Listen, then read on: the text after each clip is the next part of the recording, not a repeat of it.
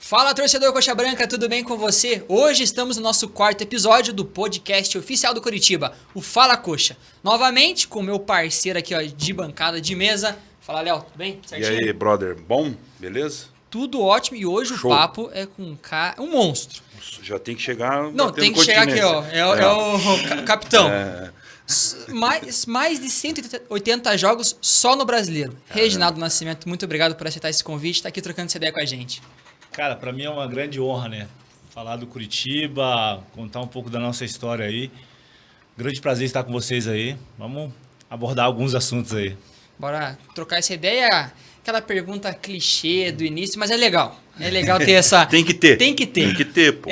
Como é que foi esse teu início? Começou no interior do Paraná, como a gente tava trocando uma ideiazinha antes ali, no Matsubara. Como é que foi esse início aí, Reginaldo? Até chegar, né, no Coritiba, Brasileiro de Capitão, um time histórico, Libertadores, como é que foi isso, cara? É verdade, né? Foi importante, cara. Foi importante porque o Matsubara foi um caminho, assim, que se iniciou, na verdade, lá com 16 anos. Eu vindo do interior de Goiás para um interior do Paraná para buscar um espaço no futebol, que era o meu sonho, né?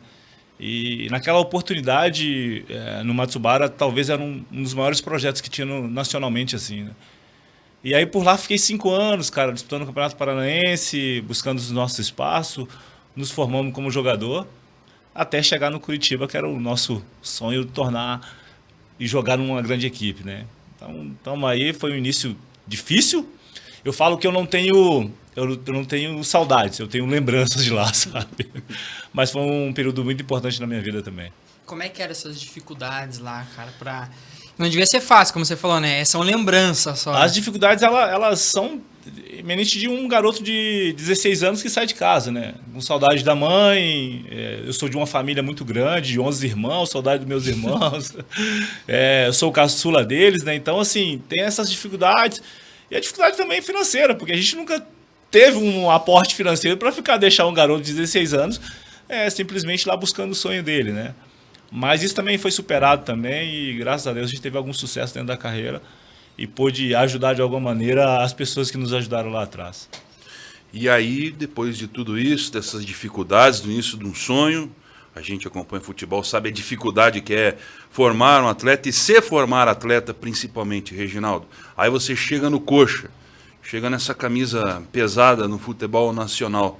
Como é que você chegou ali, cara? No dia que você chegou, você lembra desse momento na tua vida? Você conseguiu armazenar isso de uma maneira positiva? E o que você tem desse momento para contar pra gente? Cara, eu lembro de tudo, tudo. Eu na verdade, eu vim pro Matsubara pro Curitiba de contrapeso, né? Na verdade, o Curitiba contratou o Tiganá e o presidente do Matsubara falou assim, ó, o Tiganá só vai se o Reginaldo for. Então, eu vim no pacote, sabe? Eu vim no embalo. E o Tiganá, infelizmente, não conseguiu jogar aqui e eu acabei me tornando assim, um jogador de expressão no clube. Mas eu lembro, foi dia 12 de junho de 2007, cara. Caramba. Cheguei no Santana, cara, um barulho. O secretário do Matsubara tinha um Santana e ele, o Santana todo barulhento, sabe, cara? E eu fiquei com vergonha. A gente ficou com vergonha. A gente não parou o carro em frente a Mauá ali, que era a sede do Curitiba. A gente parou o carro, estacionou umas 2 quadras abaixo, porque o carro todo cheio de lama e tal, sabe? Mas foram umas dificuldades assim, grandes, mas foram importantes para que a gente pudesse também entender a grandeza do Curitiba, né? E aí você chega, cara, num clube tão grande, com expectativa lá em cima, de só jogar contra... E aí você vai conhecendo o torcedor, vai conhecendo a estrutura do clube, né? E aí você tem a dimensão de quão grande é o Curitiba, você chegando do interior, né, cara? E aí eu entendi logo isso também, eu peguei um grupo muito bacana que me ajudou em relação a isso. Então, assim, aí eu fui conhecendo o clube, conhecendo a história, alguns jogadores a gente já tinha jogado contra, também me falaram sobre tudo, né? E aí a gente foi vivendo o dia a dia, e aí o dia a dia do Curitiba a gente ficou muito feliz por ter fazendo parte dessa grande história aí. Teve esse contato com o Coritiba, esse primeiro, e como é que foi o primeiro contato com a torcida? O primeiro jogo, deu aquela tremida assim, entrar no Couto Pereira, né? Como é que foi, Reginaldo? Foi assustador, sabe, cara? Porque, assim, uma coisa é você vir jogar contra o Curitiba contra um time do interior, você só tem a motivação. você vem do interior para jogar contra o Curitiba, é a tua maior motivação, né, cara? Então, assim, o torcedor não vai interferir muito. Vai pressionar e tal, né? Mas se você errar, não tem problema. O problema é você jogar no Curitiba com um torcedor te apoiando. Você vindo do interior, você precisa conhecer isso. E eu falo isso que eu tive muita sorte no Curitiba, porque eu tive 2 caras que era liderança naquela época, que era o Claudio Miro e o Zambiase, que me ajudaram muito em relação a isso, sabe? Eles me formaram, me informou como era jogar no Curitiba. Que o torcedor do Curitiba é um torcedor que exige, mas que era muito fiel. E aí foi só entender e não errar tanto até ganhar a confiança do torcedor para poder ter o direito de errar, né? Só que te corrigindo, Nascimento, você falou 2007. Eu falei, não é possível, não. É 97. 97. E aí eu fui puxar aqui, você jogou de 97 a 2005 no Coxa, é isso? Foram isso. Qual o momento mais marcante para você? Teve vários momentos difíceis, mas qual foi o momento mais marcante por Nascimento que fez tantas partidas pelo Coxa? Cara, nesses 7 anos teve muita coisa, mas muita coisa mesmo. Foram jogadores revelados, foram campeonatos importantes que a gente conquistou. O de 99, que havia 10 anos que o clube não conquistava. O de 2003, que foi invicto. O de 2004, que foi em cima do Atlético. A classificação para a Libertadores, sabe? Então, assim, foram momentos importantes que elevou o meu nível e o nível do clube também, né? Então, foram esses momentos específicos. Logicamente que no dia a dia, assim, aconteceram coisas, né, que marcaram as nossas vidas. Mas para a grande massa, para o clube, talvez esses pontos. Campeão paranaense em 99, em 2003 e 2004. E a classificação para a Libertadores em 2003. Falando desses títulos, né, que é sempre motivador, é bom. A classificação para Libertadores, como é que era aquele elenco, né? O que todo torcedor Coxa Branca, o elenco que foi para Libertadores, contra tudo e contra todos, como sempre é para ser o Coritiba, como é que foi? Aquele time era entrosado, né? Dá para ver que o time era amigo, era além. De todos os elencos que a gente teve no Coritiba, nesses anos que eu tive aí, o de 2003 ele é diferente. Nós somos amigos até hoje, assim. A gente faz encontros. Agora, depois da pandemia, até deu uma parada. Mas antes da pandemia, todo ano a gente nos encontrava. Ou na chácara do Rafinha, ou na quadra do Danilo, ou no Costão do Santinho. A gente sempre arrumava alguma coisa. Nós fomos até pro Pará, pro clube do Elinho, sabe? Que hoje é o presidente do Castanhal, que jogou com a gente também. Então esse grupo foi um grupo diferente. Esse grupo, a gente era tão unido, mas tão unido mesmo assim, que os evangélicos iam no churrasco, os bagunceiros iam para a igreja. Então era assim, era diferente mesmo. Era um grupo que realmente fez a diferença de comando, de respeito, de disciplina, sabe, cara? Tanto é que todas as manhãs, ou todos os dias, praticamente todos os dias, a gente se fala. Ou alguém fala lá no grupo, tirando sarro, lembrando algumas coisas, sabe? Esse grupo realmente era diferente. O de 99 foi um grupo também muito bom. Mas já era um grupo mais vaidoso, sabe, cara? Pessoas que já tinham conquistado algumas coisas e aí a vaidade também imperava ali, sabe? Mas foi um grupo também determinante para que a gente pudesse conquistar algumas coisas. Mas o de 2003 é sensacional. Esse grupo é diferente. Mas muito diferente. Era fora da curva, né? Ali com o Bonamigo, com todo mundo ali. Com o Bonamigo, cara, com os jogadores, sabe? E assim, eu sempre falo que a nossa liderança ela foi sempre compartilhada, sabe? O Bonamigo nos dava essa liberdade, mas Fernando Prazo, o Tcheco que teve aqui outro dia, um tempo atrás aí também, tem muita história daquele grupo lá. A gente sempre compartilhava essa liderança, sabe? Então ficava muito fácil de lidar. A gente estudava adversário junto, a gente fazia o nosso tempo de mesa. O nosso tempo de mesa era o seguinte: a gente almoçava e tinha muitas vezes o lanche da tarde, a gente emendava de tanto conversar, sabe? Jogadas ensaiadas, cobrança, tirando sarro do outro. Então, assim, isso fez com que a gente ficasse unido e, de repente, as pessoas falavam, o grupo de 2003 foi um grupo que classificou para a Libertadores. Mas foi um grupo que pagou um preço ali, de amizade, às vezes de perder algumas coisas para ganhar lá na frente. Aquilo lá não foi por acaso, a classificação para a Libertadores. E desse teu tempo no Coxa, com experiência com vários jogadores que você teve, 7 anos, dá para jogar com uma turma aí. Cara, o que se tira de engraçado, uma passagem curiosa pra gente aí, que com certeza deve ter acontecido várias. Cara, tem muita coisa. É que no processo a gente vai lembrando. É tanta coisa que a gente vai lembrando, né, cara? Mas a gente jogou com o Jackson, cara. O Jackson, ele tá no nosso grupo também. Foi em 2003 também. É um cara que... Ele aprontava de alguma maneira ele aprontava. Eu vou falar, cara. Eu posso falar. Isso eu posso falar. Vai entregar a turma do fundão agora. Teve uma briga contra o Vasco, cara. Contra o Vasco. Essa briga, ela foi terrível, sabe? Ela começou na beira do campo com segurança e ela foi terminar lá no estacionamento. As pessoas lá, elas contaram, a justificativa ou o argumento deles é que alguém tinha mostrado a camisa do Flamengo na torcida do Vasco. Não foi. E acusaram o Jackson realmente disso, né, cara? Mas não foi. Jogaram em alguém. Não foi. Cara, eu só sei que teve muita briga aquele dia. Eu lembro que o Edinho Baiano estava no doping juntamente com o Edmundo. E o Edmundo... Que era super tranquilo. Bem tranquilo, né? Animal, mó paz. Tranquilo, só levava o cara, ele de saiu animal. só de toalha. E a gente tava budoando lá, dando porrada lá no ônibus lá. O Giovanni Jonedes, a diretoria, jogadores, os caras batendo na gente.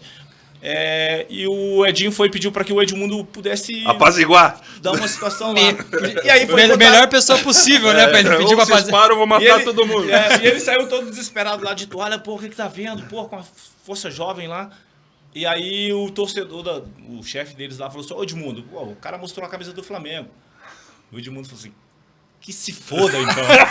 Foi desse jeito. O engraçado é que aí o Odivan tava pro nosso time. E o Odivan, ele achou que tinha muito moral com o torcedor do Vasco, tinha jogado a Libertadores lá e tal, né?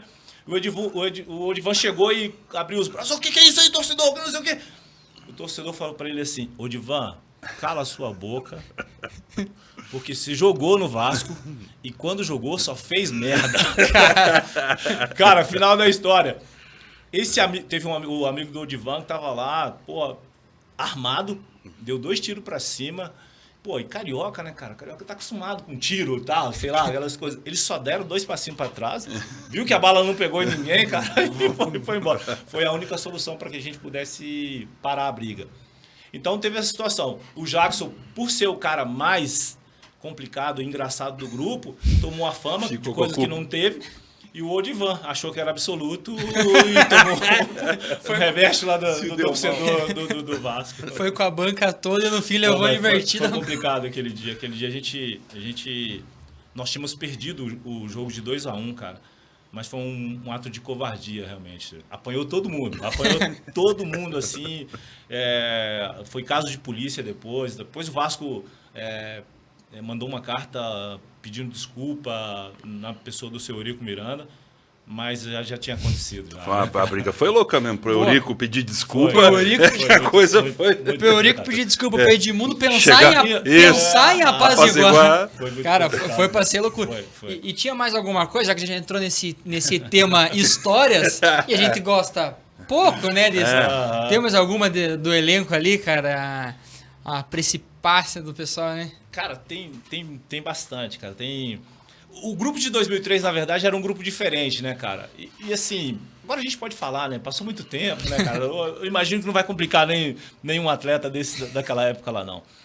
Cara, o grupo era tão fechado, e quando eu falo pra você que o grupo era tão unido, quando a gente saía pra jogar em outras cidades, normalmente as pessoas pediam pra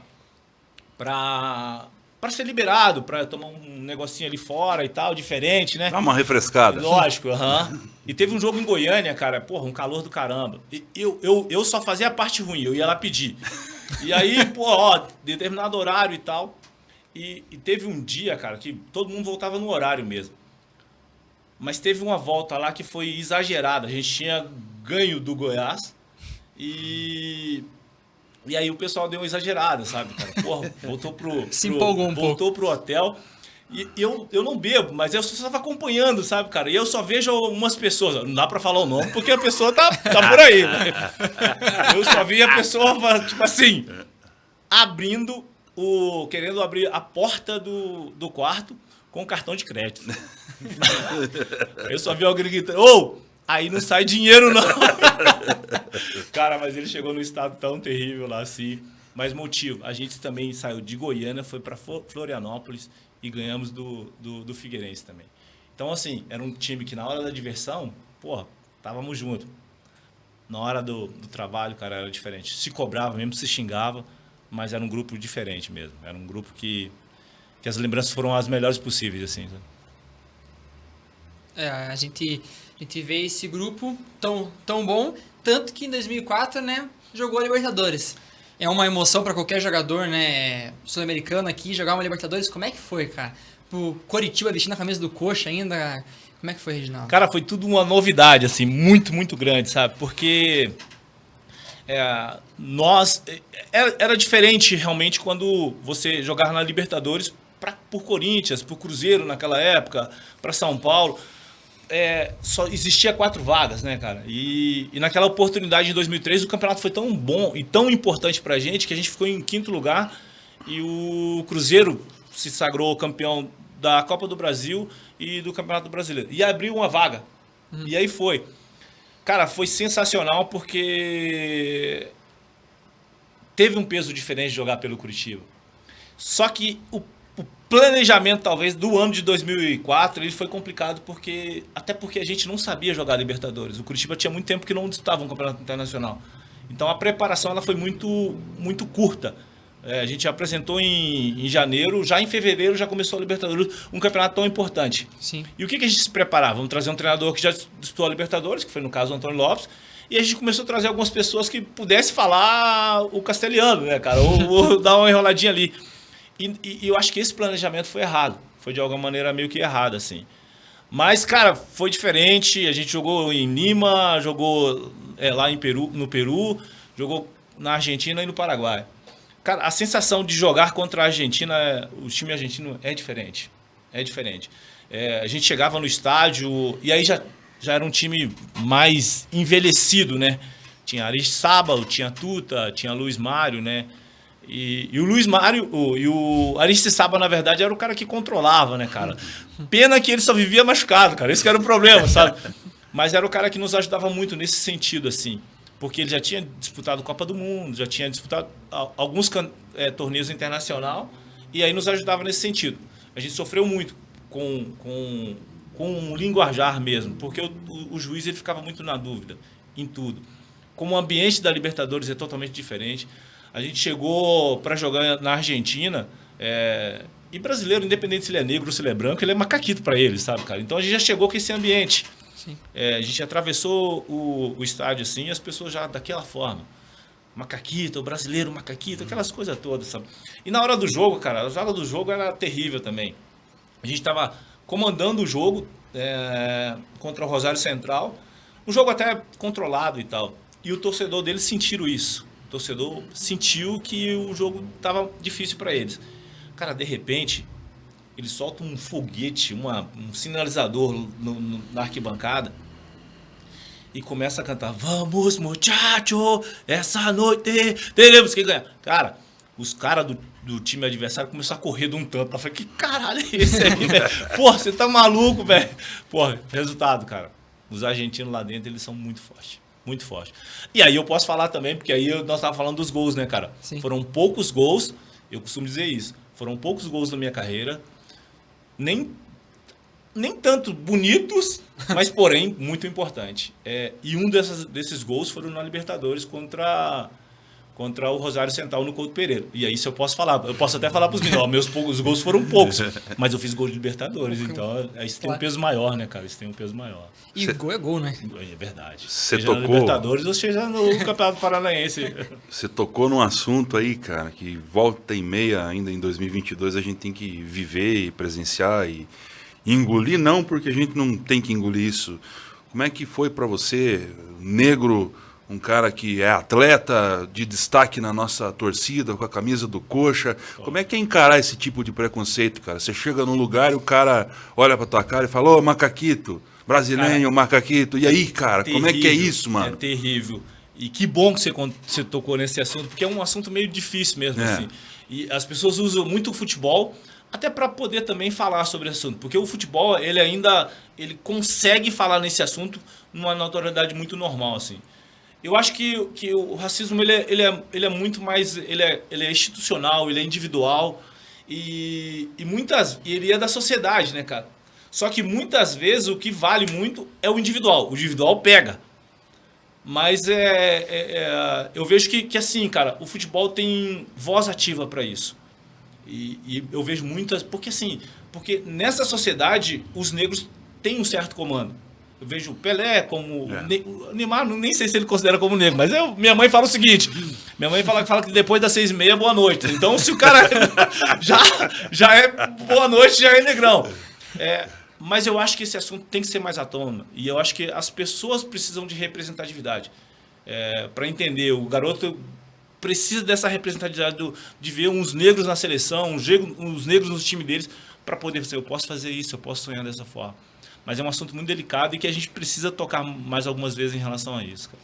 Aquele assunto delicado, né, que a gente estava até comentando na equipe, conversando, né, o que o Vini Júnior vem sofrendo, né, porque você vê um jogador brilhante, brilhante, um dos melhores do mundo, negro, dança, incomoda. É verdade. Ele falou, os caras falaram, é estranho, porque sempre quando é um negro, incomoda. Agora, se é um outro, não incomoda. Então, tem que trazer à tona, e o Vini Júnior é tão ativo, né, nas suas redes, ele fala, verdade. Não, nós vamos lutar nisso, e é o Baila Vini, né, que a gente tava comentando. Eu acho isso. E uma das coisas que eu tenho falado para alguns garotos aí é isso mesmo. É ser representatividade, sabe? Eu hoje, estando lá no Curitiba, na categoria de base de informação, eu prego muito isso. Porque muitas vezes tem atletas que ficam muito inibidos em relação a isso. Porque a sociedade cobra muito disso deles, sabe? Mas eu acredito também que está mudando, cara. As pessoas estão tendo voz agora, sabe? Porque tá tendo problema com Vinícius Júnior lá, e aí dá voz a ele, e aí as pessoas começam, pelo menos, a diminuir, ou entender mais, ou tocar mais no assunto. Então, eu acho que a gente está evoluindo, mesmo que seja engatilhando, mas a gente está evoluindo nesse sentido aí. E que bom que tem Vinícius Júnior, né? Que ótimo. Apareçam mais e que dance depois do gol, né? Esteja dentro da regra do futebol, deita e rola, cara. O nosso futebol é alegre. 3, 4, 5, gol vai dançar no 5. E quem não gostou, engole. Acabou. Quem não gostou, engole. É isso mesmo, vamos bailar. Vamos bailar, né? A gente estava tocando no assunto de gol, né? Como é que foi o teu primeiro gol? Você falou que não foram muitos. Já fez um Libertadores, tem uma banca toda. Mas como é que foi o primeiro? O primeiro gol, cara, foi o seguinte. Foi um jogo contra o Goiás. No jogo anterior, o Bonamigo, numa das preeleições, falou assim, pô, até o Nascimento quase fez um gol. E aí eu questionei, falei, bom, até o Nascimento, porque o Nascimento fica lá só marcando lá atrás, pô, deixa eu ir pra área. Nas bolas paradas. Então aí ele falou, então beleza, vai revezando você, Danilo e Piccoli, vai alternando. E aí, numa dessas alternâncias, né, eu fui lá e o Lúcio Flávio bateu. Já estava perdendo de 2-1 pro Goiás.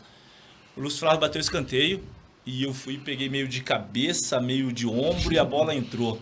Só que eu não sabia comemorar o gol. Pô, eu nunca tinha feito, né? O que eu faço agora? Pô, Lúcio Flávio bateu o escanteio, ajoelhou, e eu fui lá perto dele, ajoelhei também, e, porra, e vamos lá, mão pro céu e vamos lá. No outro dia, a capa do jornal caiu do céu. Falei, que beleza, perfeito, não tinha mais. Poético. E a gente acabou classificando assim, né, cara? Então, é isso mesmo. Foram poucos, não tão bonitos, mas, porém, muito importantes, porque esse foi um gol de classificação de Copa do Brasil. Boa. E hoje, Reginaldo, queria que você detalhasse mais para a gente o teu trabalho aí com a gurizada, como é essa abordagem. Também já vou emendar uma segunda pergunta para você responder para a gente. Qual é a diferença aí dos atletas da tua época para agora? O que você enxerga de positivo, de negativo? Cara, trabalhar com eles é muito bom. Eu falo muito assim que é representatividade. Uma coisa que o Curitiba tem feito bacana em relação a isso aí é trazer as pessoas que têm essa identificação com o clube. Eu acho que as pessoas precisam entender o que é o Curitiba, o quão grande é o Curitiba. Não só querer jogar no Curitiba e sair para a Europa. Eu até brinco muito lá que o campo 1 é o campo do profissional, né? Eu falo para eles assim, cara, você tem que pisar no campo 1. tem que ter o desejo de pisar no campo 1, que isso é importante. Mas não só o desejo de pisar, você tem que se formar um jogador, um atleta lá. E graças a Deus o discurso está funcionando, eles estão acreditando no discurso, sabe assim. Eu vejo muito a diferença assim, cara. São tempos diferentes, são estrutura diferente. A estrutura que eu tive no Curitiba não chega perto do que tem hoje. Hoje os meninos têm muito recurso. E talvez esse recurso que eles têm hoje, de repente eles não dão valor, sabe? Então o que a gente nem cobra nota, muito né, que tem, perfeitamente, perfeitamente. O que a gente fala com eles muito é cobrar isso em relação a isso. Pô, usa a estrutura, mas faz valer a pena, cara. Faz valer a pena. Tem menino, porra, que não gosta de estudar. Cara, mas o clube te dá essa estrutura, vai lá, estuda, faz isso porque precisa. E o futebol hoje é muito imediato. Principalmente a gente tem visto muito lá no Curitiba que os jogadores têm saído muito rápido. A base tem funcionado. O trabalho tem sido bom e eles têm saído muito rápido. Ou seja, para fora, ou seja, para clubes maiores, ou para times lá fora, fazendo junção, né? Que nem no caso do Luizão, do Igor Paixão, sabe? Então, assim, o estudar faz parte do processo. E o clube hoje tem a tutela dos garotos e eles precisam impor isso.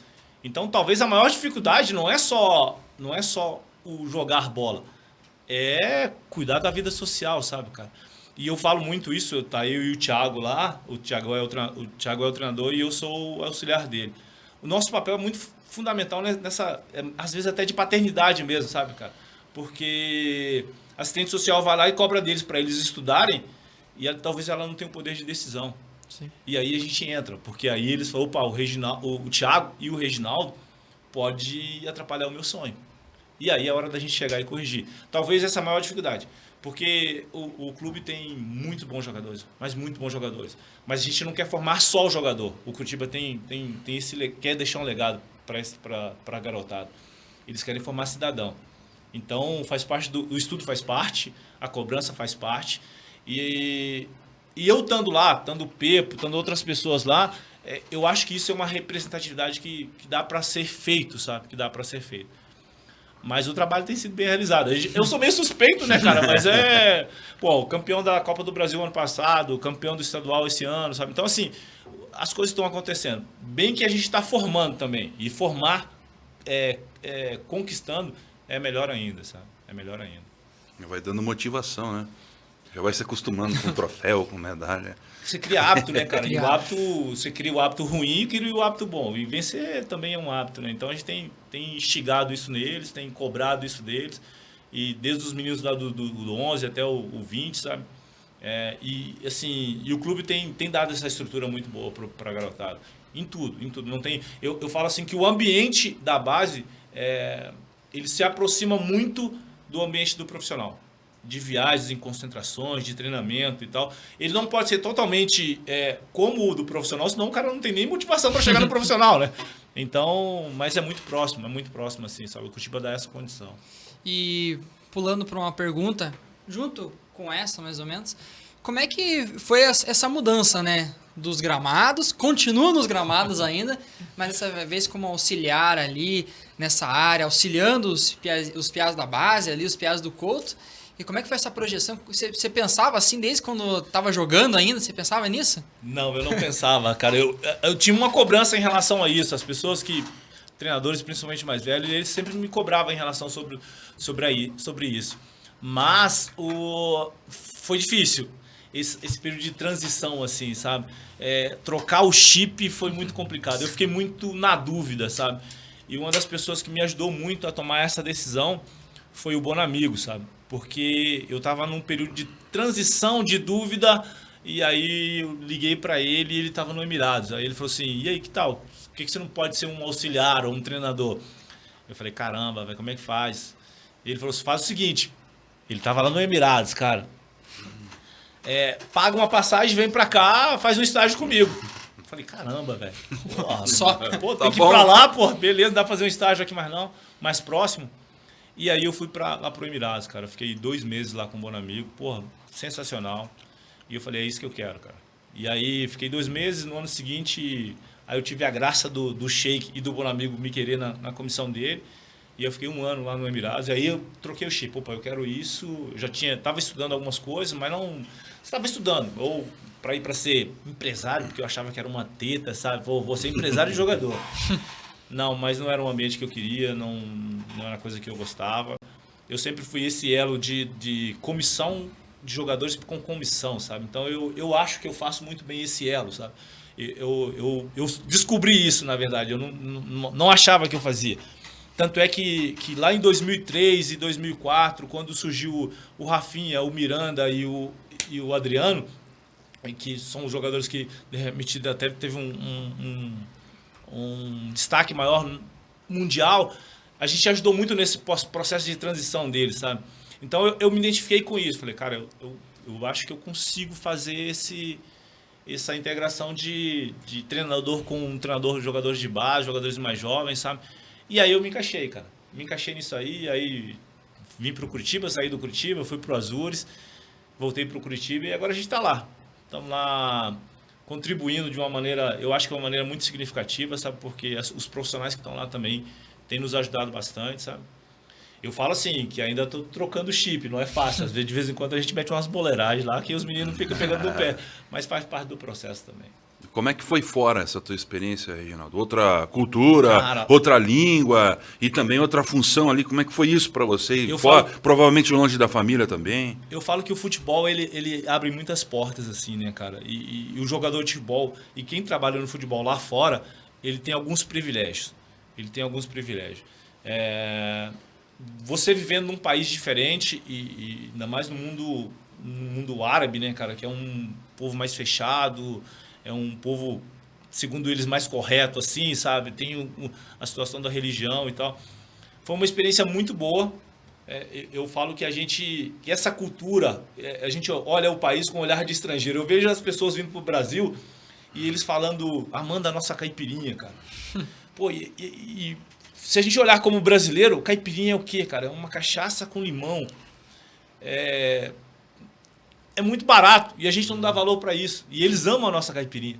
Então, como eu fui lá com um olhar de estrangeiro. E quando você olha com um olhar de estrangeiro, você vê coisas que o Brasil é muito bom e que de repente você não valoriza, cara. Mas falando de futebol, eu tive a oportunidade também de estar lá, ter contato muito mais com pessoas de outros clubes, né? Porque é um país menor, então... E eu morei em Dubai, cara. Pô, é sensacional aquela cidade.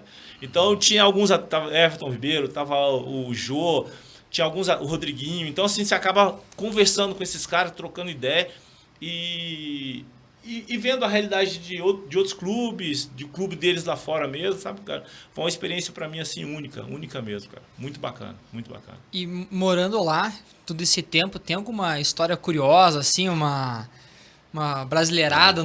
Ou alguma diferença cultural demais que você viu? Muito grande, assim. Tem, cara. As diferenças, elas são significativas assim mesmo. Você fica até meio assustado, sabe?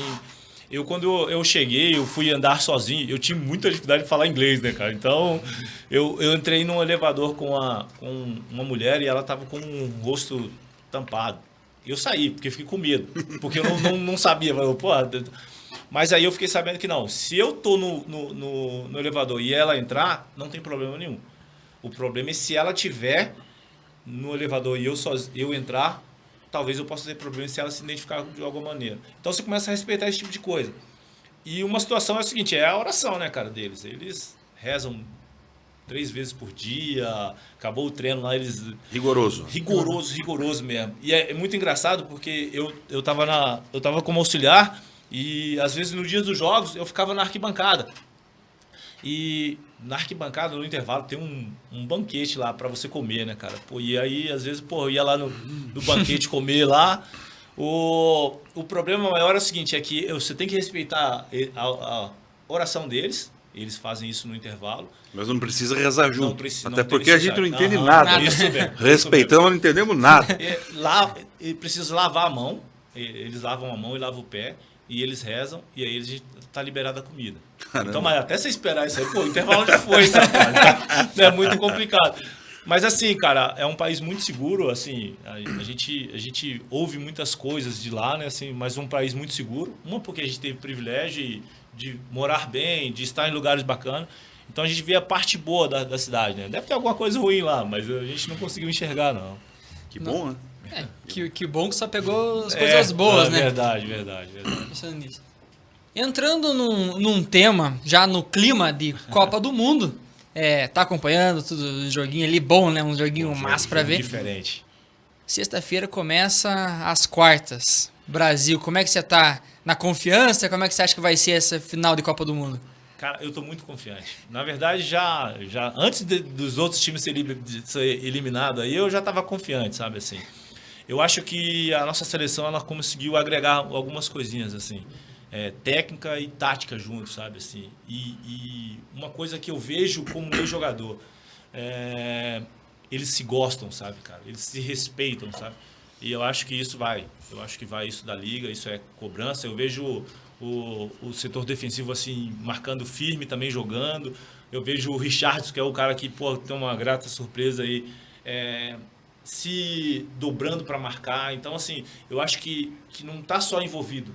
Eles estão muito comprometidos para trazer a caneca pra gente. Você não acha que lembra muito a seleção de 94, que jogou o que deu, né? Mas ganhou. O necessário e importante. Não dá show por enquanto, mas está indo como vai. E eu gosto muito dessas comparações, assim, porque assim, eu vejo muito o futebol e eu vejo muito a mídia contando as histórias tipo de Romário e de Bebeto. Mas eu gosto de ver a história do Taffarel, a visão dele daquele ano como foi. Eu gosto de ver a visão do Dunga, que foi um cara questionado. De insucessos anteriores, muitos, né? Verdade. E aí ele tem outra visão em relação a isso, porque as pessoas falaram que o Romário ganhou a Copa. Ele teve uma contribuição muito grande, mas muito grande mesmo. Mas eu acho que ali foi muito mais união. Conjunto, né? E aí, quando você tem um grupo forte, o valor individual ele vai acontecer mesmo. E naquela situação foi o Romário e Bebeto. E nessa situação agora da nossa seleção, eu acho que vai aparecer Romário, vai aparecer Richarlison, mas eu acho que a contribuição dos nossos defensores também ela é muito importante. É o conjunto ali, né? Conjunto. A gente tava comentando o que o Casemiro está jogando nessa Copa. É uma coisa impressionante. Impressionante. Tanto ofensivamente como defensivamente. A gente vimos contra o Chalson, né? Vimos o Marquinhos armando a jogada, tocando pro Thiago Silva, que deu assistência pro Richarlison. Pô, a dupla de zaga fez a jogada pro gol, cara. É surreal. É surreal. Eu gosto muito de ver isso, porque assim, eu vejo não só o futebol mesmo, mas eu vejo o ambiente, assim, sabe? São pessoas que têm a credibilidade. Thiago Silva e Casemiro, assim, além de estar jogando bem, são pessoas que têm a credibilidade de influenciar Neymar, que é o craque, Vinícius Júnior. Então as pessoas se respeitam e eu acho que isso é um grande caminho para a gente ser campeão. E todo grande time, eu acho que tem que ter ali o pessoal que joga na volância, ali, os volantes. Se tiver volantes ou volante muito bom, a chance do sucesso é muito grande. Existem, né, casos de que não tem um volante tão bom assim, mas se o time tem ali a dupla de volante ou o volante ali, o meio-campista direto, bons, vai pra frente. A gente tem ali um meio-campo muito bom. É muito bom. Dá gosto de ver, né? E todo mundo consciente do que tem que ser feito, né, cara? Sim. Isso é muito bacana, sério. E dá pra ver o respeito dentro de campo de cada um com a sua posição específica, assim, sabe? E a gente vê outras seleções, partindo agora para algumas outras seleções nessa Copa, a dependência de certos jogadores, né? A gente vê o caso da Argentina, que se não fosse o Messi, já tinha dado tchau pra... o Brasil na Copa passada, né? Neymar, só tinha Neymar. É o Neymar, então, e embora o Neymar... A gente tava vendo o jogo da Argentina, o Di Maria parece que tem medo de tocar pros outros caras. Ele só procura o Messi. Daí vem o Depou ali, ele precisa tocar pro Messi. A gente, várias vezes, o Álvares passando livre, ele procura o Messi com 5 marcadores. Então você vê essa dependência muito forte em outras seleções, né? No caso da Argentina com o Messi, na Holanda com seus principais ali jogadores, o Gakpo tá jogando muita bola, o Mbappé na França. A própria França. A própria França com o Mbappé, se não fosse o Mbappé também. Verdade. E no Brasil você vê um conjunto, claro, que a gente tem o Neymar ali, que tem toda aquela questão de amizade com os jogadores, muito mais aquela parceria também, joga muita bola. Mas você vê um conjunto muito bom. Que se o Neymar fraquejar, vai ter um Vini ali para ajudar, vai ter um outro para ajudar, um Richards para auxiliar. Quando o conjunto é bom, o valor individual ele vai aparecer. Sim. Seja com o Vinícius, seja com o Neymar, vai aparecer. Porque eles têm talento para isso, sabe? Até do banco pode sair alguém, né, que pode surpreender e ajudar num momento de dificuldade. Um Everton Ribeiro, que foi nosso aqui, bate bem na bola. Nosso representante lá. Representante. Entrou bem, né? Bola, é verdade. Isso mesmo. Entrou muito bem. Pensando agora, mudando de saco pra mala, né? Você jogou com muitos craques, mas dá pra eleger um top 3 assim? Ou quem vai ficar de fora vai ficar meio magoado? Pô, o capitão me deixou de fora.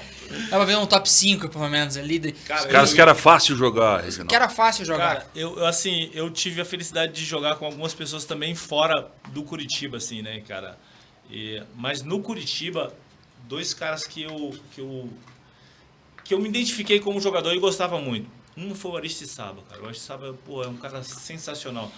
Era um cara que, além de ser um bom jogador, ele era um cara que te ajudava no controle do elenco, sabe, cara? Então, esse cara é diferente mesmo. E eu sou amigo dele até hoje. Na verdade, eu tenho poucos inimigos, né, cara? Mas... E um outro cara, que jogou pouco, mas assim, já por causa da idade, foi o Evair. O Evair, cara, era sensacional. Era chato. Muito chato. O apelido dele era até Zangão. Mas era um cara diferente, assim, sabe, cara? Era um cara que, tinha um trato fino, um cara... E aí vem Tcheco. O Tcheco, assim... O Tcheco, na nossa época, ele se tornou um grande jogador depois. Ele ajudou bem, principalmente em 2003, que ele veio do Malutron e se consagrou ali no Curitiba, depois foi para fora. E depois, quando ele veio pro Grêmio, ele se tornou um grande jogador mesmo, assim. Mas já conseguia perceber algumas coisas interessantes nele, assim. E aí, cara, vem os meninos, né? Que lá na época não era jogador de verdade, eu até brinco com eles, que era o Rafinha, o Adriano e o Miranda, que você já conseguia ver rastro de coisas bacanas, de coisas interessantes. Que aí depois os três acabaram, eu falo os três, mas tinha uma geração muito boa daquela época, que se tornaram grandes jogadores, assim, de serviço de seleção brasileira, de jogadores em grandes clubes, né, cara? Mas esse ainda, ele estava muito novinho ainda, então não dá para falar que ele era craque naquela época, só se tornaram grandes jogadores assim. Mas basicamente, assim, os diferentes mesmo foi Aristizábal e Evair. Bom, show de bola. Aí a gente tem aqui na nossa pauta aqui a questão dos técnicos. Como é que era a relação tua com os técnicos? Não era à toa que você era campeão. Cara, como é que era com o Bonamigo, com o Antônio Lopes? Lendas também, né? O Antônio Lopes...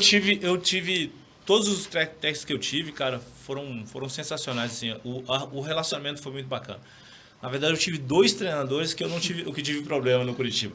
Júlio César Leal e Jair Pereira. O Júlio César Leal, essa história é muito bacana porque, assim... eu estava no time reserva e bateram um escanteio e eu tirei a bola de cabeça e a bola pegou na cabeça dele e ele desmaiou. Cara, foi terrível, cara. Depois a gente começou a rir. Nocauteou, cara. Pô, mas eu fiquei assustado. E aí, cara, depois daquilo lá, nunca mais joguei. Foi o ano que eu fui emprestado pro Bahia. Porque ele não queria no clube, sabe? Falou, ele não joga comigo mais e tal. Então ele levou pro coração, sabe, cara? Mas Antônio Lopes, Bonamigo, cara, foram sensacionais. Chegou assim, a ser treinado pelo Krieger em algum momento? Não fui, cara. Mas o Krieger assumia quando dava treta, né? Era o Krieger que assumia a parada. A gente encontrou algumas vezes pra ele nos corredores, assim, e a gente trocava muita ideia. Porque eu sempre, assim, respeitei a história do clube. E o Krieger foi uma das pessoas que me ensinou a gostar do clube. Acontecia isso, fazia isso, ele tinha um dizer, sempre chamava a gente de jovem, o jovem, as coisas aconteciam, não sei se ele não lembrava o nome da gente, ou alguma coisa assim, mas sempre ele chamava a gente de jovem, sabe? E então foi um cara que a gente sugou muito dele nos corredores ali do dia a dia, ou na base, ou no profissional, sempre foi um cara que foi ativo. Mas o Bonamigo era o cara que era do relacionamento mesmo, sabe? O cara que gostava, taticamente conduziu o grupo perfeitamente, o grupo de 2003, né? Teve alguns, no finalzinho, teve alguns arranca-rabo ali, porque todo mundo queria jogar. E aí entrava o meu relacionamento com eles, da comissão para os jogadores. Então a gente fazia esse meio campo. E na Libertadores o Antônio Lopes, né, cara? O Antônio Lopes era um pouco mais difícil. O Antônio Lopes, até o filho dele, que era auxiliar dele, tinha medo dele, né, cara? Então você imagina a gente que tava chegando, né, cara? Porque ele tinha aquele... Ele era autoritário mesmo, assim, delegado, né, cara? Pô, às vezes não tinha muito... Você não tinha muito argumento com ele, não. Tinha que ser daquele jeito, daquilo. Mas com jeitinho, você começava a conversar com ele ia, sabe? E é um outro senhor também que eu tenho amizade com ele até hoje, cara. Ele é Dona Elza, sabe? Eu ligo pra ele de vez em quando lá, a gente começa a falar um pouquinho sobre futebol, ele agora tá tentando ser gerente de futebol. Mas foram 2 treinadores assim que, além de foram muito vitoriosos no Curitiba, foram pessoas que eu tenho um relacionamento muito bacana até hoje. O Bonamigo, inclusive, me levou para o Emirados, né? Então, pô... Teu padrinho, hein? Além de gratidão, foi um bom amigo, né? Tem que bater bênção, velho. Pedir bênção, na verdade. E pensando, Reginaldo Nascimento novinho, ainda na época, começando os trabalhos como jogador, qual que eram os seus ídolos, assim, que você se espelhava? Falou, não, quero ser igual esse cara. Cara, igual não tem como, né? Porque eu era um cara brucutu do caramba, né, cara? Só dava porrada, né? Então, não tinha como ser como os meus ídolos, assim, não. Cara, eu vim de Goiás e lá tem muito times carioca, sabe? Então a minha família toda ela torce pro Fluminense ou pro Flamengo. Então eu cresci vendo falar sobre Adílio, sobre Zico, sabe, cara? Então o Zico, pra mim, sempre foi um cara diferente mesmo. E eu falo pra vocês, assim, que eu tive o prazer, cara, de conversar com ele uma vez e foi muito, mas muito bacana. O filho dele, o Thiago, teve um período no Curitiba, ficou um campeonato paranaense no Curitiba.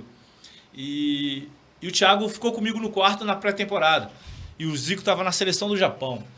E aí o Thiago um dia, conversando com o pai dele, pai, eu tô aqui no quarto com o Reginaldo Nascimento e tal, pô, é o capitão da equipe. E o Zico pega o telefone, cara, e fala comigo, cara, o que é isso, né? Pô, ele falou assim, eu chamava ele de senhor, sabe? Cara, não se me chama de senhor não e tal. Por respeito, mas foi uma coisa muito, muito bacana assim, e marcante para mim. Talvez ele nem lembre disso, mas para mim foi muito bacana. E outro cara que eu tenho que é diferente mesmo é o Romário, cara. Eu era fã do Romário. E eu tive a oportunidade de jogar contra ele. E o mais bacana de tudo isso foi que eu jogando contra ele, pô, ele me chamou pelo Nascimento. Pô, Nascimento. Eu falei, caraca, eu tô com moral mesmo. O cara tá me chamando pelo ou nome, você tava batendo mas muito. Não é, sabe o que é, cara? É que acho que ele viu na súmula, pô, aí me chamou pelo nome. Pô, beleza. Eu falei, tô com moral, né, cara? Pô, o Romário tá me chamando. E aí no final do jogo eu fui pedir a camisa dele, fui trocar a camisa com ele. Pô, Romário, né? Ele falou assim, o Nascimento. Eu nem sei se ele me chamou de Nascimento já no final do jogo. Falou, eu não troco a camisa, cara. Caramba. Eu falei, sério? Ele falou assim, porque estão leiloando a minha camisa e então eu não troco. Eu fiz, corre ali atrás de alguém, as pessoas trocam. Eu falei, não, beleza, não tem problema nenhum. E uma outra situação que aconteceu com o Romário foi o seguinte, essa foi até meio engraçada, porque o Godoy, o juiz, estava apitando nós e eu estava no Bahia. Bahia e Vasco, Copa João Avelange. Cara, e aí, porra, eu saí jogando, o Romário vai e me faz uma falta em mim. Porra, e aí eu caí e já gritei pro Godoy, porra, cartão, Godoy, cartão. O Godoy falou assim, Nascimento, você viu quem fez a falta em você, cara? Foi o Romário, cara. Bota no seu DVD, cara. Quer botar cartão pra ele? É o Romário, cara. Pô, não tem essa possibilidade. Não vou dar cartão, não. Levanta, vai. Pede desculpa pra ele lá. Então, assim... Pede cartão pra você, cara. Ídolo é ídolo, cara. Mas esses 2 caras, assim, são diferentes, assim. Esses são os ídolos, cara. Mas eu tenho algumas referências, assim, né, cara, que você não pode ter uma referência, você, um cara mais de marcação, ter Romário e ter Zico como referência para você poder jogar, né, cara? E aí tem os brucutu da vida, assim, que é mais da minha geração, assim, que a gente acompanhou muito, foi Adílio, Andrade, do time do Flamengo, sabe? As pessoas metem o pau em mim, mas assim, por incrível que pareça, cara, eu me identificava muito com Mauro Silva e Dunga, né, cara? Os caras que eram mais brucutu e tal, dava mais porrada. Então, esses foram as nossas referências, assim, sabe? Pra gente poder chegar no nível que a gente chegou, sabe? Então, essa representatividade é importante, cara. E hoje, na bola, quem que você admira? Da galera que atua agora? Pode ser galera da Copa, pode ser do Brasil. Cara, eu falo muito assim, porque a gente olha muito o contexto assim, de tudo, né, cara? Se eu falar que é o Neymar, é piada, isso aí é chovendo molhado, o cara é realmente diferente, né? Mas eu olho muito assim, tipo, Marquinhos, que é um cara diferente, que é um cara comprometido com o time, muitas vezes nem... Porque eu me identifico muito com isso. Muitas vezes eu nem aparecia pro torcedor, mas eu era muito importante pro grupo. E eu vejo muito esses caras. Casimiro, talvez não apareça tanto pro torcedor, mas é importante pro clube. E eu consegui perceber isso, assim, porque quando eu não jogava, eu não tô metendo mala não, cara. Agora eu já parei também, não pode falar, né, cara? Porque senão eu vou contar um pouco de história aqui.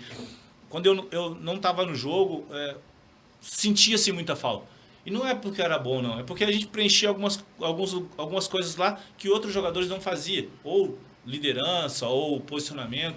Então, assim, eu vejo muito mais isso. Eu vejo que o Neymar é um cara diferente, eu vejo que o Rodrigo é um cara diferente, mas eu também admiro muito essas pessoas que têm esse comprometimento, não só simplesmente o envolvimento com a partida, sabe? Boa. E pensando e mirando, como é que foi virar um líder dentro de campo, capitão, né? O capitão Nascimento. Como é que foi isso? Sentiu no começo ali, mas depois já se acostumou com a braçadeira. Eu falo que eu tive referências assim, né, cara? Eu tive a oportunidade de jogar com Zambiase e Cláudio Miro. O Cláudio Miro era o cara que era expulso e o torcedor do Curitiba batia pau pra ele. Eu falei, cara, é isso que eu tenho que fazer, cara. Vou ter que dar umas arrumadas. Mas era uma liderança diferente, sabe? Assim, ela não era de autoridade, era de compartilhamento mesmo, sabe? E aí eu acho que sempre o líder sempre influencia, seja negativamente ou positivamente. E eu comecei a ser uma voz. Mesmo quando eu não era capitão, eu comecei a ser uma voz. E as pessoas começaram a acreditar nessa situação. E aí, o Nascimento vai ser o capitão. E aí eu comecei a pegar a braçadeira, comecei a, dentro do jogo, falar algumas coisas que era pontual e necessária. E aí as pessoas foram me identificando como capitão. E aí, logo em seguida, veio o filme do Tropa de Elite, foi o Capitão Nascimento, foi mais um marketing também, sabe? Mas não é fácil ser capitão, a gente tem que influenciar muitas pessoas, a gente tem que ter um argumento bom, a gente tem que ter um comportamento bom, a gente tem que ter um pouco de justiça. Logicamente que o embate, o confronto, seja com diretoria, seja com treinador, seja com jogadores, ele sempre vai existir. Mas sempre dentro de uma medida, dentro de um respeito, aí a gente vai conquistando o espaço. É a importância, né? Agora você é o auxiliar técnico dos meninos, né? Sim, sim. Como é que você trabalha nisso com eles, a importância, né? Porque vai se criando, a gente vê no elenco principal ali o William Farias, né?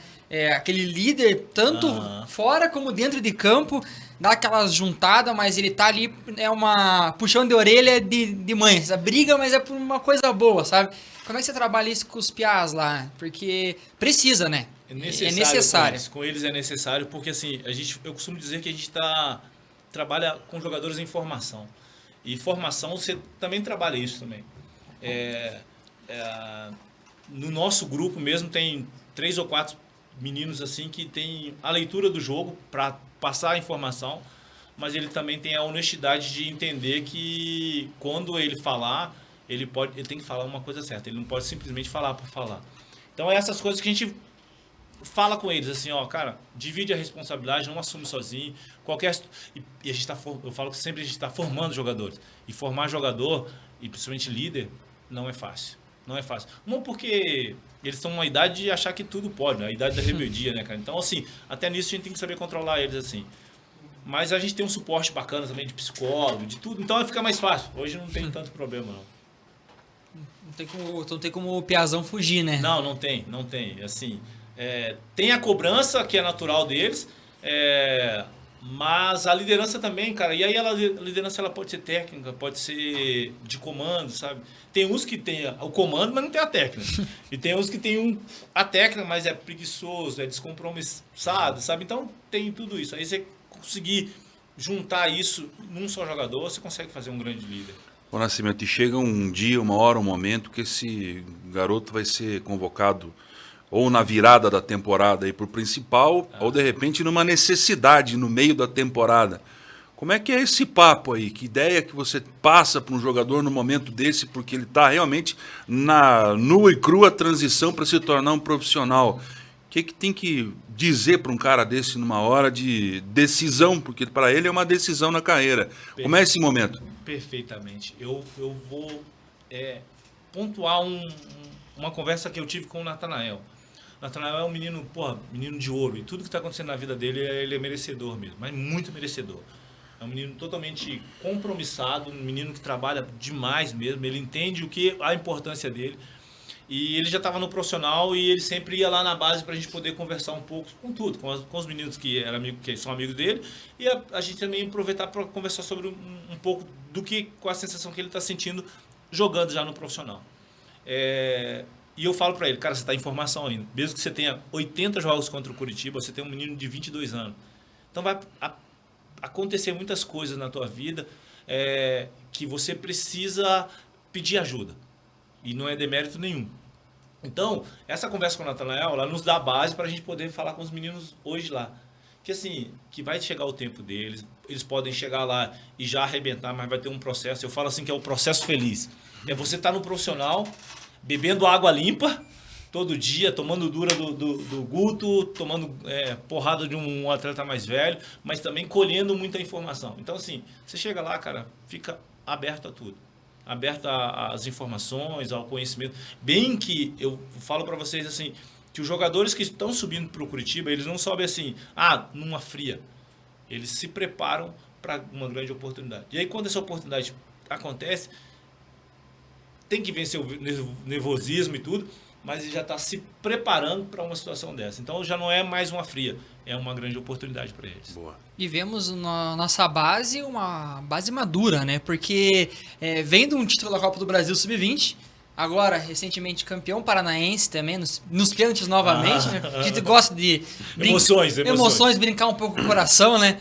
Eu cobri a Copa do Brasil Sub-20 pela parte da imprensa, né? Eu não estava no Curitiba ainda. Eu sabia que eu falei, cara do céu, é surreal que esse time faz a gente sofrer, né? Mas é campeão. Verdade. Mas ganha. Então a gente vê meninos maduros, né? Já indo pro profissional, algum daqueles meninos já estão já no elenco profissional.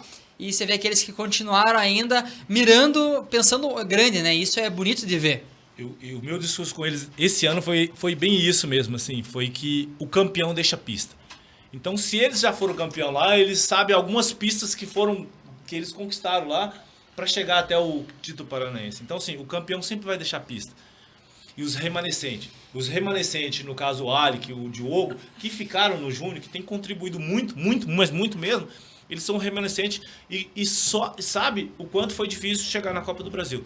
Então, assim, já sabe o caminho. E aí a obrigação dele é passar por menor. Então, esse remanescente é muito importante. Então, o que a gente cobra desses líderes, porque eles vão se tornando líder porque tem mais experiência que os outros em relação à idade, né? Mas o que a gente fala, cara, você já fez, não dá para ser menos que isso. Ajuda a subir o nível de quem está chegando. E é isso, a gente está fazendo um grupo muito competitivo, cara. E quem tem ganho muito com isso é o clube. O clube tem... Falando em títulos, agora um título como jogador, isso é o que eu queria perguntar. Acho que o Léo se recorda melhor do que eu ainda, né? Você principalmente, o título na Arena. Cara, como é que foi? E só os silêncios, e como é que foi aquele dia? Desde acordar de manhã. Sensacional. O Atletiba ele é diferente, né, cara? A semana do Atletiba é diferente, ainda mais numa decisão. Eu acordava no prédio, o porteiro já falava assim, não vai perder hoje, hein? Então você imagina a responsabilidade que era, né, cara? Então, naquele dia foi um dia realmente diferente, assim. Primeiro que a gente já começou ganhando com um golaço do Josemar. Puta, que então não vai ter, hoje não vai ter pros caras. E jogar Atletiba é diferente, cara. O cara tem que ser macho para jogar, de verdade. É um jogo muito bom. É outro campeonato, na verdade, né, cara? A gente costuma dizer que existe o Campeonato Paranaense, existe o Campeonato Brasileiro e existe o Atletiba. Esse é diferente, não tem como. E a gente tem passado isso pros meninos também. Cara, não é inimigo, mas é adversário e a gente tem que ganhar deles. Então, é essa a nossa meta, assim. E naquele jogo aconteceu isso, cara. Só que aí aconteceu muitas coisas, né, cara? A gente, tomou a virada 2-1, empatou 2-2, tomou 3-2, e aí no final... E era engraçado, eu tava até contando os bastidores ali, que era um grupo, assim, unido, mas tinha uns 2, 3 caras lá que não se falavam, sabe? Então era mais complicado. Mas quando o Tuta fez o gol e saiu com aquele gesto, cara, que lá foi marcante. Lá foi marcante. E, assim, tem atleta, tem garotos que não me viram jogar no Curitiba. Mas ele lembra daquele gesto, o pai dele conta. Então o menino chega na rua e fala, você lembra que ele tinha daquela forma, o Tuta? Acho que ele nem lembra do Tuta, mas eles lembram do gesto. porque realmente é marcante. Ganhar deles lá na Baixada é diferente. É diferente.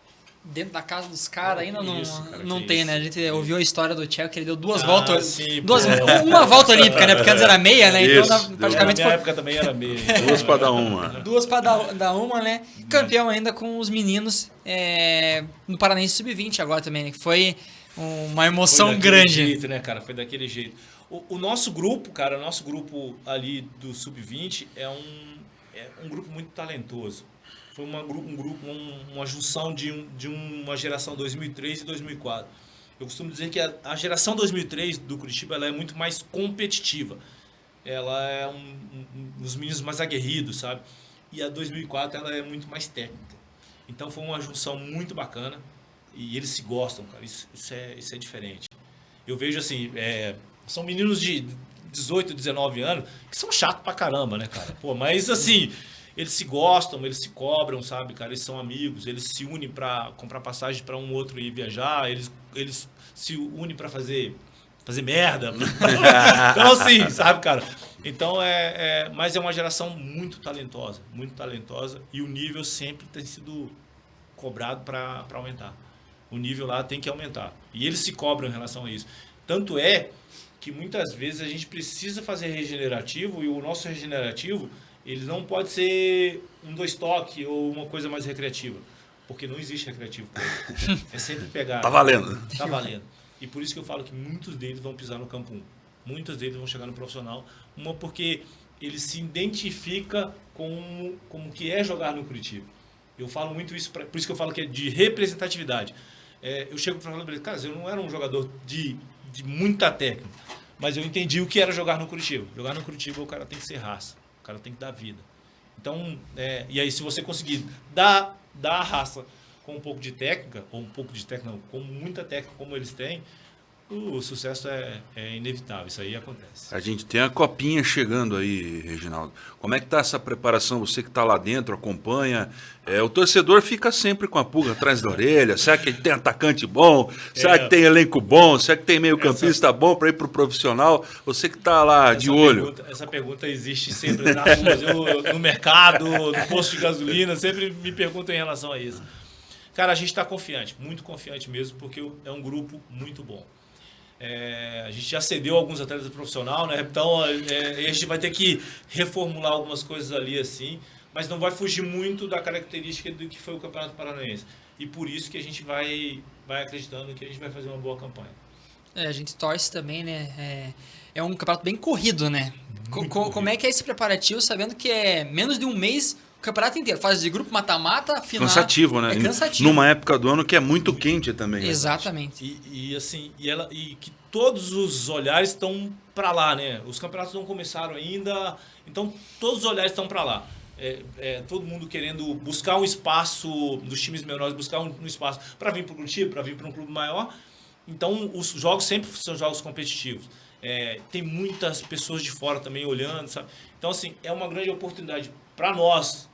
Curitiba que esse ano sofreu muito com o calendário, porque a gente precisa dar ritmo e jogos de nível para esses garotos.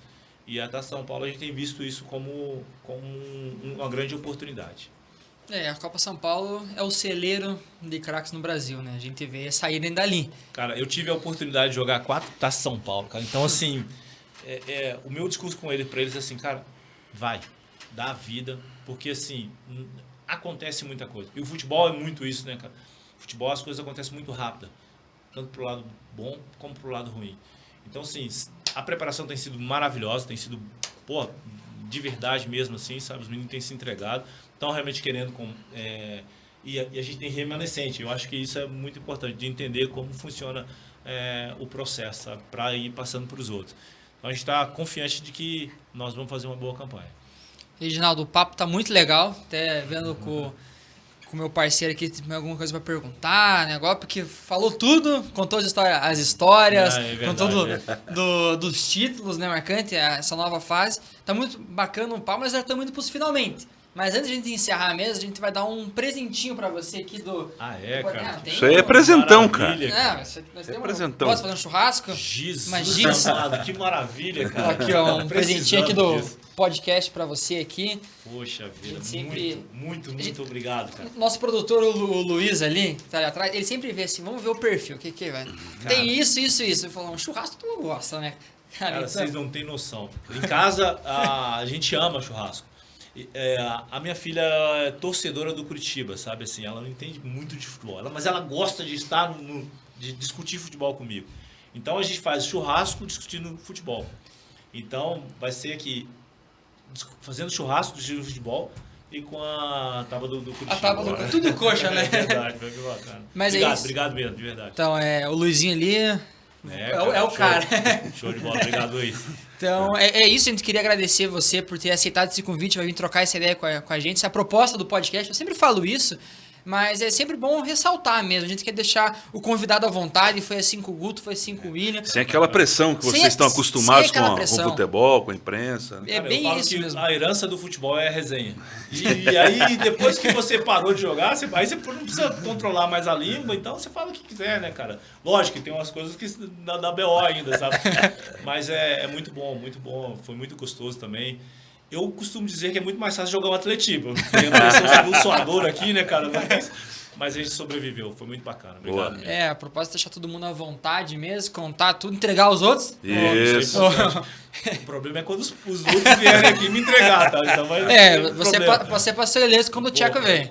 Então. Você também deixou o Tcheco passar a batida. Foi na né? boa, não foi na boa. Falou bem do Tcheco. Falou bem do Não Tcheco. entregou nada. Não entregou nada. Tcheco tem moral. Mas é isso, valeu mesmo de coração, Reginaldo aí, nosso capitão. Boa. Valeu, Léo, tamo junto. Meu companheiro aqui, muito obrigado, sempre Aí ao meu lado aqui. Na saída tem que prestar Não, continência. nós vamos Né? levantar aqui todo mundo. Isso. Oh, show de bola.